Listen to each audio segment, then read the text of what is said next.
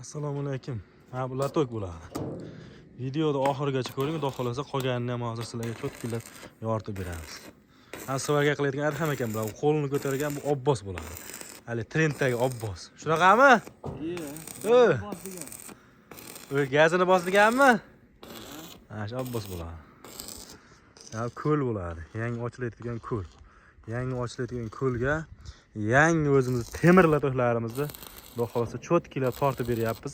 Razmeriga keladigan bo'lsak, razmeri tagi 60, ikkala yoni 45 dan, bo'yi 230 dan bo'ladi. Uzunligi 230 bo'ladi.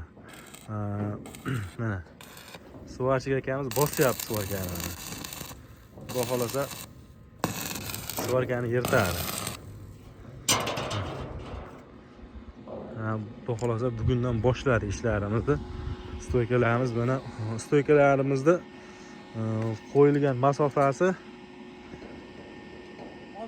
690 mida? 690 bo'ladi. 690 da turibdi mana. Egilib ketadi, egilib ketmaydi deganlar uchun mana turibdi xudo xolasa. Ustida bemalol yugurib o'tkazsangiz ham bo'ladi.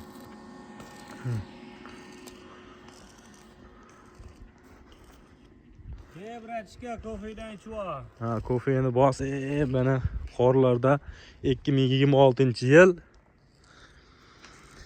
26-yanvarda xudo xolasa ishlarimizni bosyapmiz inshaalloh. Mana shunaqa balandlik joylardan ko'l ochyapti. Mana shunaqa baland, nima deydi? Qarovsiz qolgan joylardan ko'l ochib baliq tashlayman deb rasxod qilib xudo xolasa cho'tkilab ko'llarni ochyapti. Biz unga latok tortib beryapmiz. Bu misol qum bo'ladi, bo'sh turpoqqa betonni yaxshilab quyilgan, hech qayerga ketmaydigan qilib. Mana latoklarimiz turish. Razmeri kichkina deganlar uchun bunga juda katta suv sig'adi. Hali xudo xolasa chiqqan peytlarni ham ko'rsatamiz xudo xolasa.